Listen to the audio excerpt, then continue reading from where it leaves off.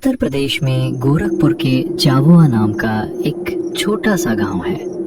यहाँ बहुत कम लोग रहते हैं। लोग मिलजुल कर रहते हैं। सब लोग एक दूसरों के कामों में एक दूसरे का हाथ बटाते हैं। जब खेतों की कटाई का समय होता है तो सब लोग मिलकर बारी बारी से सबका काम करवाते हैं। गांव में मिट्टी के घर बहुत ज्यादा हैं। सिर्फ गिने चुने ही मकान कुछ पक्के हैं।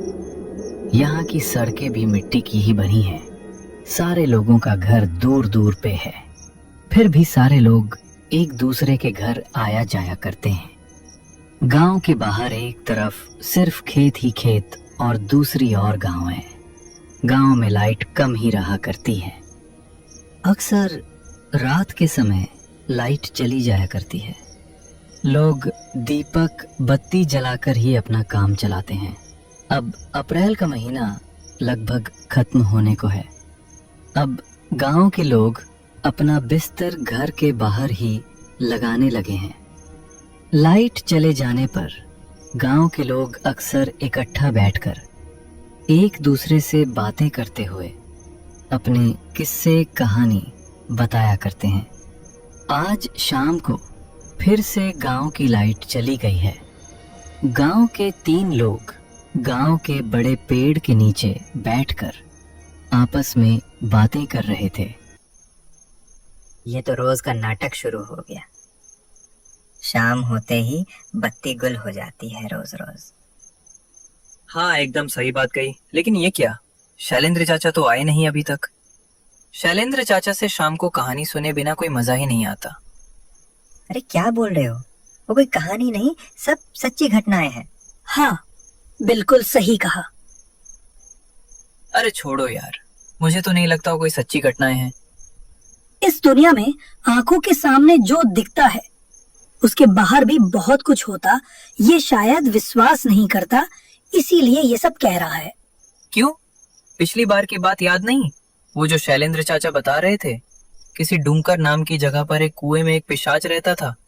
तीनों ऐसे बातें कर रहे थे तब एक बुजुर्ग आदमी वहां आ पहुंचता है। अरे वो देखो, शैलेंद्र चाचा आ गए।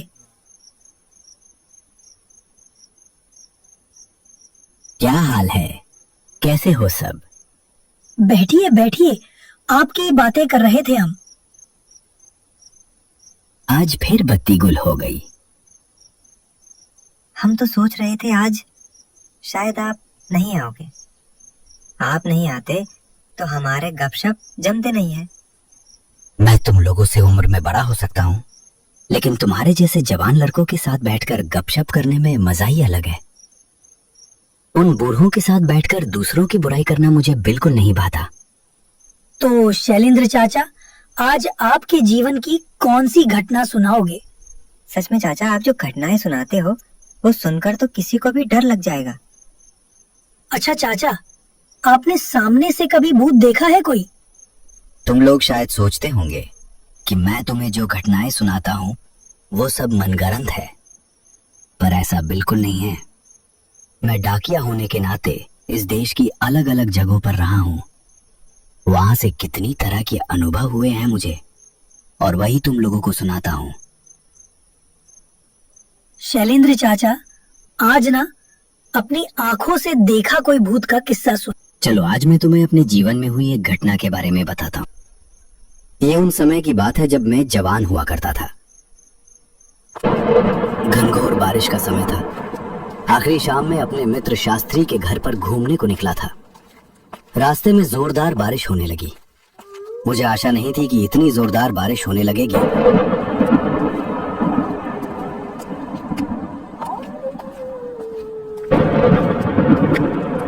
बारिश बहुत तेज थी। मेरे पैरों के नीचे की मिट्टी बहुत गीली हो चुकी थी। पैर आगे ही नहीं बढ़ पा रहे थे, मिट्टी में धंसे जा रहे थे। मैंने एक दूसरे पत्थर वाले रास्ते से आगे बढ़ने का सोचा, लेकिन वो वाला रास्ता थोड़ा जंगल से होकर गुजरता था और इस गीली मिट्टी वाले रास्ते से शास्त्री के घर तक नहीं पहुंचा जा सकता था। तो मैंने पत्थर वाले रास्ते से ही चलना उचित समझा। मैंने आगे बढ़ना शुरू किया। बारिश लगने की वजह से अंधेरा छा गया था। रास्ते पर केवल बारिश की आवाज और चारों तरफ खामोशी छाई हुई थी। रास्ता बिल्कुल सुनसान हो गया था। कुछ कीटों की किटकिट की आवाजें आ रही थीं। वो रास्ते को और भयानक बना रही थीं।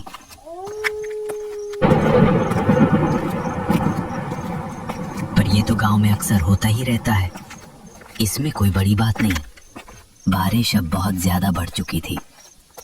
मैंने कई जगह देखकर रुकने का फैसला किया। सामने मुझे एक पुराने घास की झोपड़ी दिखी। मैं उस झोपड़ी के नीचे आकर खड़ा हो गया।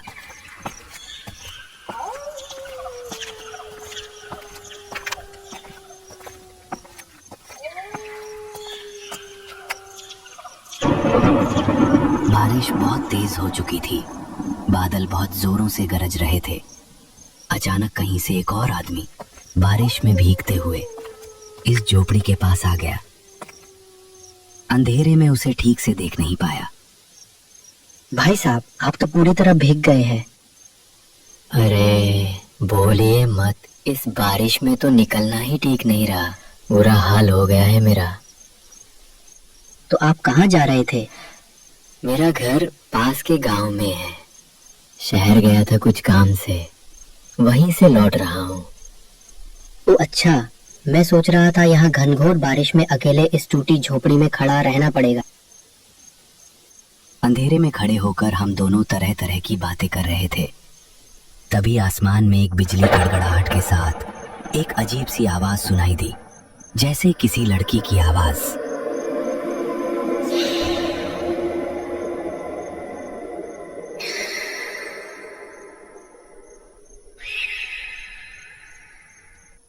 पहले तो लगा कि ये मन की भूल है, लेकिन नहीं।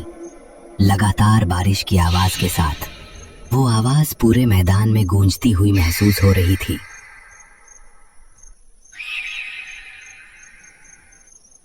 कोई आवाज सुनी आपने? क्या आपने भी सुना? मुझे लगा कि ये मेरे मन का वहम है। नहीं, ये वहम नहीं है। अच्छे से सुनिए। जैसे कोई लड़की हो। कोई लड़की शायद खेलते हुए इधर आ गई होगी। बारिश के कारण लौट नहीं पा रही है। हाँ बिल्कुल, जैसे कुछ कह रही है। क्या कह रही है बताइए? हम दोनों ने कुछ समय तक हवा में कान लगाकर सुना। इस दौरान लड़की की आवाज काफी स्पष्ट हो गई थी। बारिश की बूंद की आवाज को पार करते हुए अब मैं भी साफ साफ सुन पा रहा था।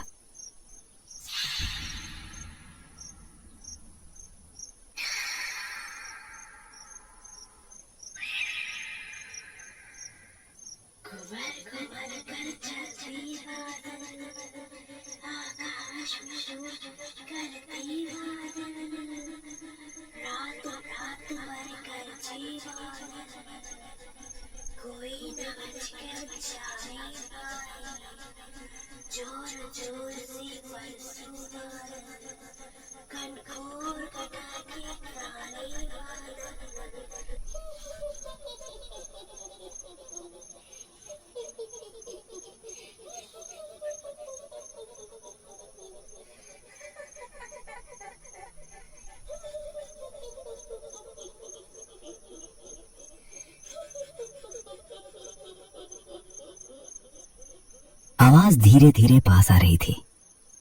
वो आदमी थोड़ा बेचैन हो गया। एक बार जाके देखते हैं, शायद खतरे में है।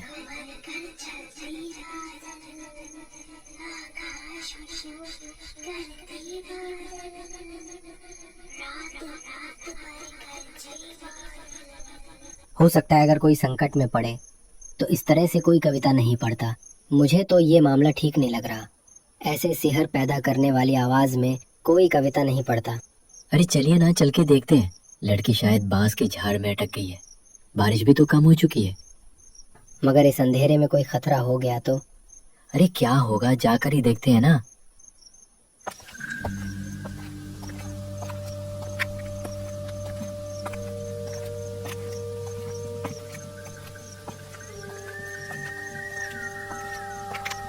उस टूटी फूटी झोपड़ी के सामने ही घना बांस का जंगल लगा हुआ था। बांस के जंगल के भीतर अंधकार एक तरह से दबा हुआ था। मुझे कहना नहीं चाहिए, मुझे बिल्कुल भी सिरहन महसूस नहीं हुई।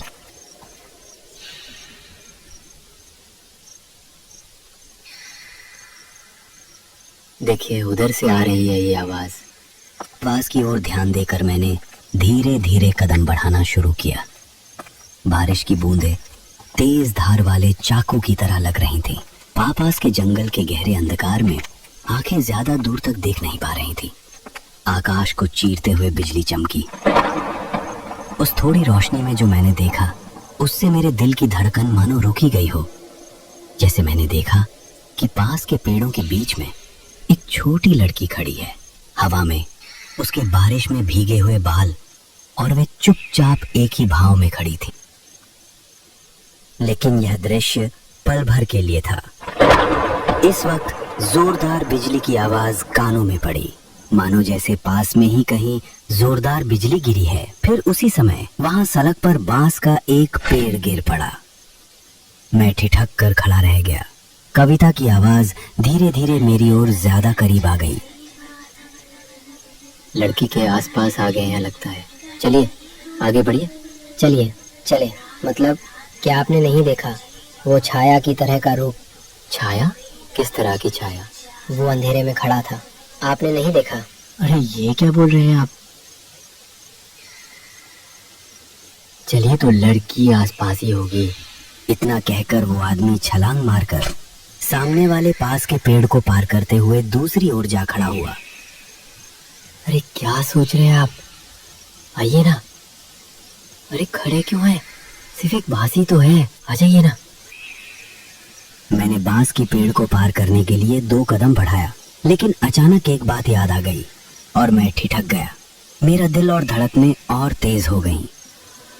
आदमी ने अधीर होकर चिल्लाया, उधर कहाँ जा रहे हैं? इधर आइए ना। अरे लड़की खतरे में है, आइए ना। किधर जा रहे?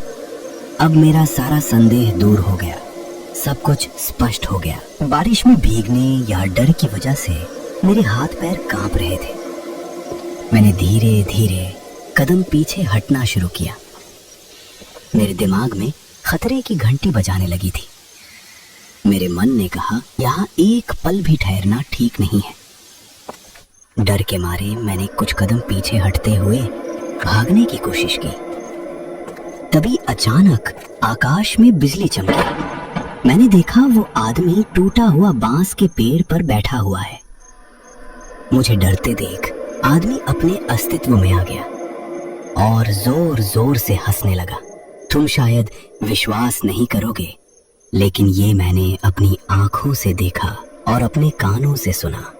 उस भयानक हंसी के धक्के से मैं कांप रहा था और उसकी आवाज से वही गुनगुनाने की आवाज आ रही थी।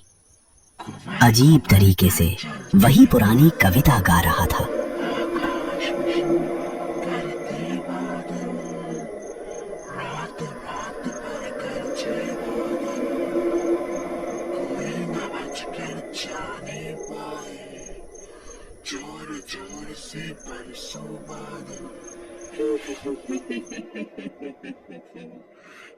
उसके बाद मैं वहां खड़े रहने का साहस नहीं कर पाया। बारिश में भीगते हुए मैं वहां से भाग गया।